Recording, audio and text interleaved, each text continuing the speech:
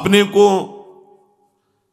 सब शास्त्रों का स्वाध्याय करके, सब संतों का समागम करके, सब महामहिम परमार्थ के साधनों का अवगाहन करके फिर निश्चय करने का समय नहीं है। बहुत अल्पायु है, मंद बुद्धि है, विषयों का आकर्षण है, समय ज्यादा है नहीं। तो इनका सबका अवगाहन किए हुए जो महापुरुष हैं, जिन्होंने समस्त शास्त्र के सिद्धांतों का अवगाहन किया है, समस्त संत महात्माओं के हृदय की बात को समझा है, समस्त साधनों का सार ग्रहण किया है, वो महापुरुष जन कहते हैं सबका सार एकमात्र प्रभु का नाम है। आप विश्वास करके यदि प्रभु के नाम का निरंतर रटन शुरू कर दे तो हर स्थितियां आपके हृदय में आ जाएंगी। कह रहे ननु दुरिताक्रांताय ते कथम संश्रयम दास्यामि तत्राहा। यदि आप कहें कि बहुत पापों का भार मैं एकत्रित कर चुका हूं, क्या प्रभु मेरे जैसे पापी का भी उद्धार कर देंगे? मैंने हिंसा की, चोरी की, पापाचरण किया, कभी बड़े बुजुर्गों की सेवा नहीं की, कभी गुरुजनों की आज्ञा में नहीं रहा, मनमानी आचरण करके अपने को नष्ट कर लिया, क्या अब भी उपाय है मेरे कल्याण के लिए? तो कह रहे हैं कि तू चाहे जितना बड़ा पाप करने वाला हो, तू चिंता मत कर, क्योंकि जय नाम धेय मुनि वृंद गेय जनरंजनाय परमाक्षराकृते तम नादरादपि मनागुदीरितम निखलोग्र ताप पटली विलुम्पशी। जय हो, मुनिगणों के द्वारा जपे जाने पर प्रभु को भी अधीन करने वाले नाम की जय हो। हमें चिंता नहीं करनी कि भगवान हमें स्वीकार करेंगे कि नहीं, उनकी तरफ से स्वीकृति की बात अब हमें नहीं देखनी, हमें अपनी तरफ स्वीकृति की देखनी है। क्या आपने नाम को स्वीकार किया कि नहीं? ये वो नाम है जिसकी जय मुनिगण कर रहे हैं कि घोर पाप प्रवृत्तियों से निकाल करके महात्मा बना दिया। उल्टा नाम जपत जग जाना, वाल्मीकि भय ब्रह्म समाना। कोई और दूसरा साधन नहीं, नाम निरंतर रटने का प्रभाव हुआ कि पाप सब नष्ट हो गए। खास बात नहीं, पाप की प्रवृत्ति का नाश करके भगवत प्रेम प्रकाशित कर दिया। ये भक्तों को प्रतिक्षण सुरक्षित रखता है। अनुरंजनम, भक्तों के हृदय को आनंद प्रदान करता है ये भगवन नाम। ये और कोई नहीं है, अक्षरों की आकृति धारण किए हुए स्वयं भगवान की सामर्थ्य विराजमान है। ध्यान दीजिए, राधा कृष्ण हरि, ये और शब्द नहीं है, ये साक्षात प्रभु की अपार सामर्थ्य अक्षर की आकृति धारण करके आपकी जिह्वा पर आ गई है। इसमें यदि आपकी श्रद्धा हो गई तो आप सारी की सारी सामर्थ्य आपके हृदय में ये नाम जागृत कर देगा। उत्कर्ष प्रदान करने के लिए सदैव गरज रहा है भगवन नाम। आपको महामहिम पद में पहुंचाने के लिए समर्थ है नाम। प्रभु को अधीन करके आपके हृदय में प्रकाशित करने की सामर्थ्य एकमात्र नाम में विराजमान है। नाम में यदि कोई अनादर पूर्वक नाम उच्चारण करे तो उसका कल्याण हो जाता है। अनादर पूर्वक, क्या राधा राधा राधा, बस तुम अश्रद्धा पूर्वक बोले राधा राधा, यही आपका कल्याण कर देगा। इसमें श्रद्धा की आवश्यकता इस कोटि से नहीं है कि जैसे आग को छुओ तो श्रद्धा की आवश्यकता नहीं है, उसकी सामर्थ्य जला देना। दाहिका शक्ति आपको जला देगी। आप अश्रद्धा से छुओ, गुस्सा से छुओ, अपमान करने के लिए उसे छुओ तो भी वो आपको जला देगी, क्योंकि उसमें दाहिका शक्ति है। जहर में मारण शक्ति है। श्रद्धा से पियो, अश्रद्धा से जबरदस्ती कोई पिया दे तो भी मरी जाओगे, उसमें मारण शक्ति है। नाम में तारण शक्ति विराजमान है। अश्रद्धा से बोलोगे राधा राधा तो भी तार देगा नाम। ओहो, यदि अब भी समझ में नहीं आ रहा तो भगवान जाने तुम्हारी क्या गति होनी है। संकेत में, परिहास में, अनादर में, उपहास करने के लिए यदि नाम का उच्चारण कर लिया तो लिंग देह पर्यंत समस्त भयंकर पाप समूहों को समूल नष्ट कर देता है नाम। तो अनादर आदपि मना गुदीरितम, अनादर पूर्वक कोई यदि नाम ले तो भी उसका मंगल कर देता है नाम। आहा, निखलोक ताप पटलिम विलुम्पशी, जो महान कष्ट देने वाले, जलाने वाले हमारे पाप कर्म तैयार हैं हमको नष्ट करने के लिए, ये नाम उनको नष्ट कर देगा। अतः उपासक नाम को स्वीकार करे, ये चिंता न करे कि मुझे भगवान स्वीकार करेंगे कि नहीं। नाम को तुम स्वीकार, बड़ी खुली छूट है। प्रभु स्वीकार करेंगे कि नहीं, इसमें हमें विश्वास करना पड़ेगा महात्माओं का, हमें अनुभव की तरफ बढ़ना पड़ेगा। पता नहीं कितने दिनों में अनुभव होगा कि भगवान मुझे स्वीकार किए हैं कि नहीं। पर यह बात तो अभी आनंद दे रही है, हमारी स्वीकृति की बात है कि हम आज अभी इसी क्षण नाम भगवान को स्वीकार करते हैं, जो अक्षर रूप से आकृति धारण करके हमारी जिह्वा पर विराजमान है। नच नामाभासः पापान्येव दग्ध्वा निवर्तते अपितु स्ववाच्ये भक्तिं च प्रकाशयतीत्याह। ये केवल कथन मात्र नहीं है। ये तो नाम की महिमा ऐसे गा रहे हैं, पता नहीं सत्य वस्तु है कि नहीं। नामाभास केवल पापों को जलाकर निवृत्त नहीं हो जाता, वो अपने वाच्य को अधीन करके हृदय में प्रेम प्रकाशित कर देता है। जैसे कृष्ण ये वाचक है और कृष्ण रूप ये वाच्य है। ये वाचक, ये नाम उस रूप को आकर्षित करके उसके प्रति अपार प्रेम प्रकट करके आपके हृदय में स्थापित कर देगा। कितनी अपार महिमा है, और कुछ करने की जरूरत ही नहीं है। कितना समर्थ है नाम। कहते हैं यदा भासोप्युद्यन् कवलित भवध्वांत विभवो दृशम तत्वान्धानामपि दिशति भक्ति प्रणयिनीं जनस्तस्योदात्तं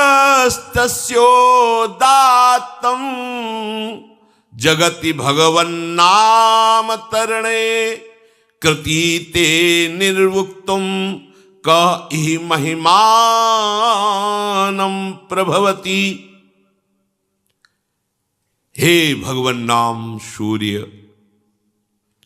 जिसने आपको स्वीकार कर लिया उसके जीवन में अंधकार नहीं रह गया। जैसे हम प्रकाश में देख पाते हैं, भ्रम हो जाए कि रस्सी में सांप है तो बिना प्रकाश के नहीं देख पाएंगे, तो जैसे हम प्रकाश में देख पाते हैं कि वो सर्प नहीं, वो रस्सी है। हमारा भ्रम था कि हम रस्सी को सर्प मानकर भयभीत हो रहे थे। ऐसे ही नाम भगवान रूपी सूर्य के प्रकाश में हम देख पाते हैं ये जगत नहीं, जगदीश ही जगत बने हुए हैं। वासुदेवा सर्वमिति समहात्मा सुदुर्लभा, सर्वत्र भगवत दर्शन कराने की सामर्थ्य नाम में विराजमान है।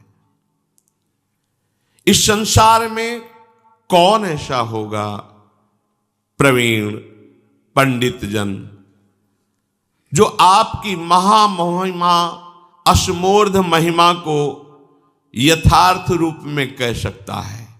हे नाम भगवान, आपकी महिमा को कोई पंडित, कोई ज्ञानी, कोई महात्मा संपूर्ण वर्णन करना चाहे तो असमर्थ है। कहूं कहां लगी नाम बड़ाई, राम न सकहि नाम गुण गाई। स्वयं नामी भगवान भी अपने नाम की महिमा को पूर्ण रूप से वर्णन करने में असमर्थ हैं। ऐसी अपार महिमा आपकी है। कोई भी हो, कहीं भी हो, कोई शर्त नहीं है, पवित्र हो या पवित्र हो। नाम का चिंतन, नाम का गायन, नाम का रटन आपके अविद्या रूपी अंधकार का नाश करके परम वैभव प्रकाशित कर देगा। लोक परलोक के सारे सुख आपको प्राप्त हो जाएंगे। यही परलोक सकल सुख पावत, मेरी सो भैया कृष्ण गुण संचु। महाप्रभु हरिवंश चंद्र जी कहते हैं, जो चाहिए ये नाम तुम्हें प्रकाशित कर देगा। उस वस्तु, व्यक्ति, स्थान, परिस्थिति, घटना, कोई भी ऐसा नहीं होगा कि तुम्हें कभी ऐसा अभाव का वर्ण अनुभव हो कि ऐसा। जिस समय नाम का एक छत्र राज्य हो जाता है तो और कोई भाव ही नहीं रह जाता, क्योंकि पता चल जाता है इस माया के नाटक में फंसने से जो हमें दुख मिला, अशांति मिली, क्लेश मिली, वो हमें गलती समझ में आ जाती है। इसलिए वस्तु, व्यक्ति, स्थान, घटना, परिस्थिति की मांग ही खत्म हो जाती है। ऐसा लाभ प्राप्त होता है जिस लाभ प्राप्त होने के बाद और कुछ प्राप्त करना बाकी ही नहीं रहता। जो तत्व दृष्टि से विहीन हैं, जिनको ज्ञान नहीं है, उनको भी वही गति प्रदान करने में समर्थ है नाम। आहा, ये बड़ी बात है। तत्व ज्ञान प्राप्त होना ये बहुत कठिन बात है, लेकिन तत्व ज्ञानियों की जो गति है वही एक नाम जापक को भी प्राप्त हो जाएगी। नाम तत्व बोध करा देगा, नाम परम पद में स्थापित कर देगा।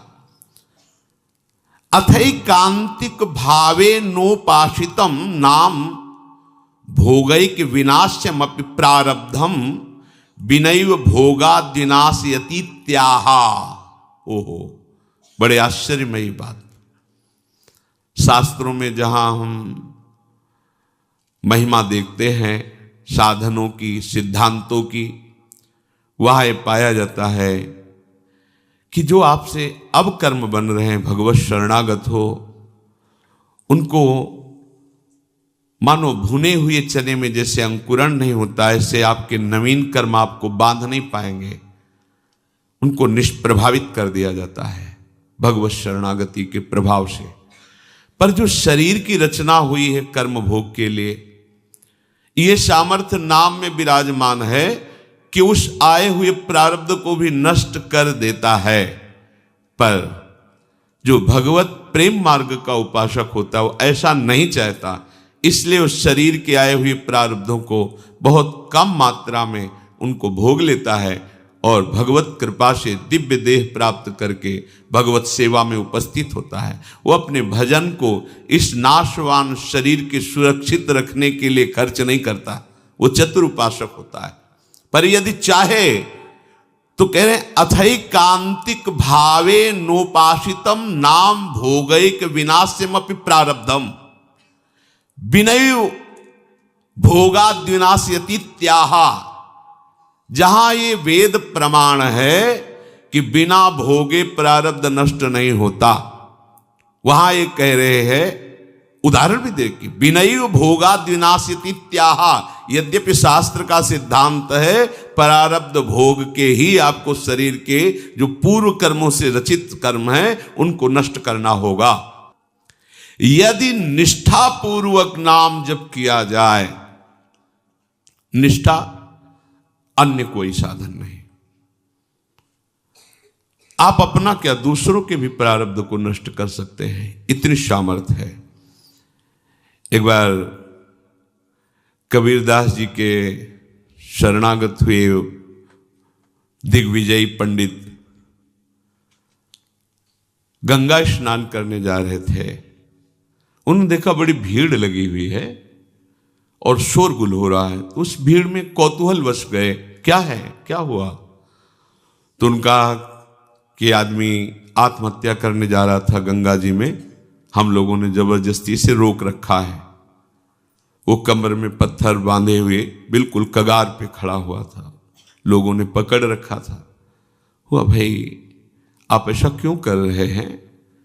आत्महत्या सबसे निंदनीय महापाप है, जिसको बहुत भोगना पड़ता है। आप ऐसा न समझिए कि शरीर छूट जाएगा तो आप सुखी हो जाएंगे, बहुत दुर्गति भोगनी पड़ेगी। क्यों आत्महत्या करना चाहते हो?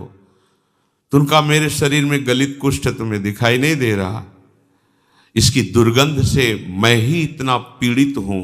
दर्द तो है ही, पर इतनी दुर्गंध है कि बस मृत्यु ही मुझे अच्छी लग रही है। कोई औषधि काम नहीं कर रही, कोई मेरे से बात नहीं करता, कोई मेरे नजदीक नहीं आना चाहता। बोलो मैं ऐसी जिंदगी कैसे धारण करूं? मैं खुद उब गया हूं इस जीवन से, पूरा शरीर सड़ रहा है, इतनी भारी दुर्गंध है, कोई नजदीक नहीं आता, कोई मुझे प्यार नहीं करता, कोई मेरी सेवा नहीं करता, कोई मेरे से बात नहीं। अब कैसे मैं जीऊं? देख लो कर्म का फल, देख लो। आप आज स्वस्थ हैं तो आप भजन छोड़कर मनमानी आचरण कर रहे हैं। कल जब ऐसे कर्म फल की स्थिति आएगी जो आप कर्म किए हैं, कि आपसे कोई बात भी नहीं करेगा, आपके पास भी नहीं कोई बैठेगा, आप खुद जीना नहीं चाहेंगे, वो कर्म आपको इतना दंड देगा। इसलिए सावधान रहो। अवश्य में वो भोक्तव्यम कृतम कर्म शुभाशुभम, जो आपके शुभ अशुभ कर्म है वो आपको भोगने पड़ेंगे यदि सावधान नहीं रहे। उन्होंने कहा कि तुम भगवान नाम की महिमा को जानते नहीं हो। यदि नाम महिमा जानते तो तुम आत्महत्या करने के लिए न जाते। छोड़ो पत्थर, मैं जो कह रहा हूं मेरी बात मानो। कमर से रस्सी से मैं जो पत्थर बांधा था छोड़ दिया। बोले खड़े हो गंगा जी में और राम डुबकी लगाओ, फिर राम डुबकी लगाओ। 3 बार बोले, एकदम खत्म। ये उनकी कोई सुकृत नहीं थे जिसके शरीर में गलित कुष्ठ था। एक तो ये महान विद्वान शास्त्रज्ञ, दूसरी बात गुरु कृपा पात्र, तीसरी बात नाम महिमा को समझ चुके थे कबीरदास जी के द्वारा। कबीरदास जी ने इन्हीं को परास्त किया था। ये दिग्विजयी पंडित थे, कोई इनके सामने टिकता नहीं था, सब शास्त्र इनकी जिह्वा पे विराजमान थे।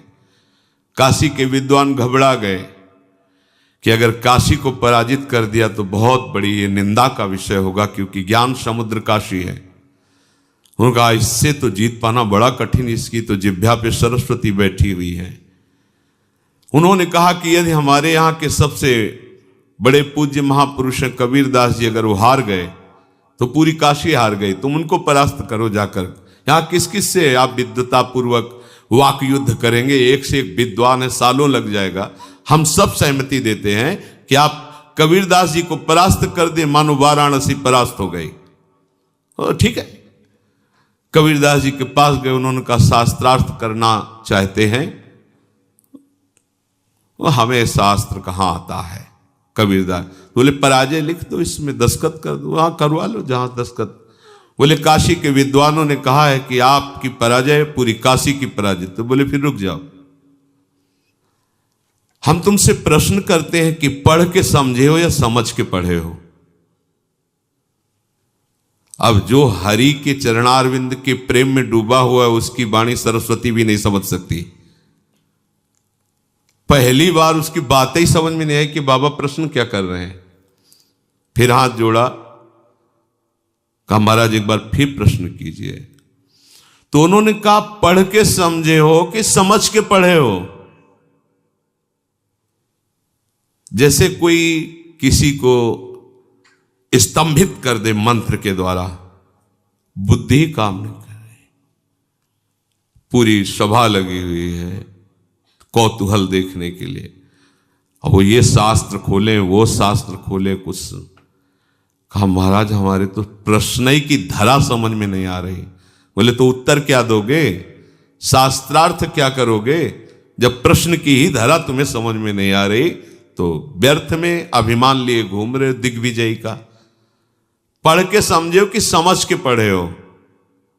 हम तुम्हें बताते हैं, तुम ना पढ़ के समझे हो न समझ के पढ़े हो। अगर समझ के पढ़े होते तो सब शास्त्रों का सार है भगवान के नाम में प्रेम, भगवान के चरणों की भक्ति। अगर पढ़ के समझे होते तो अब तक समझ गए होते कि सबका शास्त्रों का सार क्या है, तुम समझ ही नहीं पाए। उन्होंने उसी समय सब गंगा जी में शास्त्र प्रवाहित कर दिए और श्री चरणों का कबीरदास जी के आश्रय ले लिया, शिष्य बन गए और नाम जप करने लगे।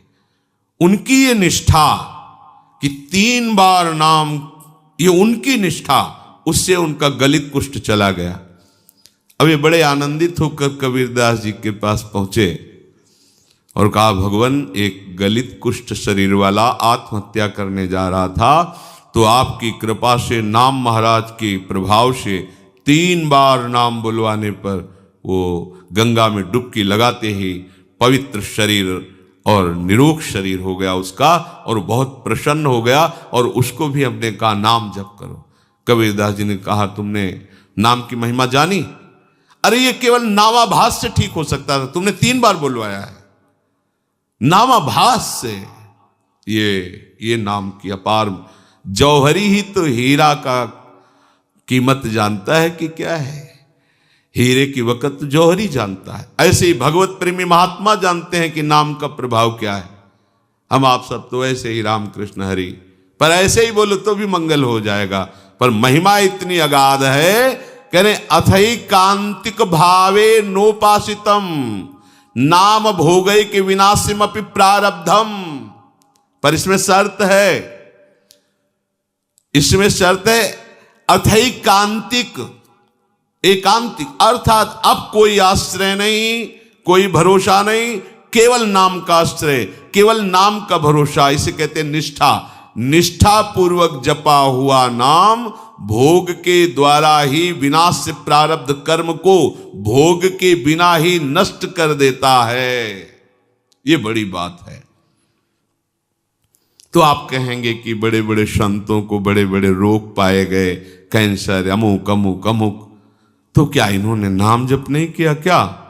हाँ, जान गए, नाम जप के प्रभाव से जान गए कि ये शरीर मैं नहीं हूं, ये शरीर मेरा नहीं है, ये पानी का बुलबुला जैसा है, कुछ समय के लिए मिला फूट जाएगा। अब इसके लिए सच्चिदानंद में नाम का प्रभाव क्या रखना? जैसे सांप अपनी केचुल से कोई संबंध नहीं रखता, ऐसे भगवत भजन करने वाला महात्मा जो वास्तविक भागवतिक महिमा को जान गया है, वो इस शरीर से कोई मतलब नहीं रखता। चाहे इसमें कैंसर हो, किडनी फेल हो, कोई बड़े बड़े कष्ट हो, वो समझता है इसकी एक आयु निश्चित है, इसको नष्ट ही होना है। जब नष्ट ही होना है तो हम इसके लिए भजन रूपी महामहिम महिमा का प्रयोग क्यों करें? ये अविनाशी थोड़ी रहेगा, आज नहीं तो कल जाएगा। ये जब जाएगा ही तो इसके लिए हम अपने भजन को क्यों खर्चा करें? इसीलिए उन महापुरुषों ने अपने भजन का प्रयोग शरीर को स्वस्थ रखने में नहीं किया, नहीं तो इतनी सामर्थ्य है नाम में कि वो सब रोगों को नष्ट कर सकता है। आश्चर्य में ये देखा है। वो रोज सुबह आ जाता था, गले में कैंसर था, गांव का आदमी था, सरकार बहुत पीड़ा है, पैसा नहीं है, डॉक्टर कहते हैं लाखों रुपया लगेगा ऑपरेशन इसमें। वो तभी आता है, वो उनका समय था, बम्बुल की दतून करते थे, घंटों ऐसे भाव में डूबे। ऐसे चेतना एक दिन थूक दिया, रोज परेशान कर, चल भाग, खत्म कैंसर। और जब उन्हीं के शरीर में प्रारब्ध भोग आया तो उन्होंने कष्ट को सहा, कभी अपने प्रारब्ध को नष्ट। आश्चर्य में बड़े बड़े रोगों को उनकी कृपा से नष्ट होते देखा, पर उनके शरीर में जब रोग आए कभी नहीं। ऐसे ही सांसारिक पुरुष जैसी उन्होंने दवाएं ली और जैसी शल्य क्रिया सांसारिक पुरुषों के शरीरों में होती वैसे करवाई, कभी कोई अपने भजन का प्रयोग नहीं किया। ये महापुरुष, कोई समझ नहीं सकता इन महापुरुषों की बात को।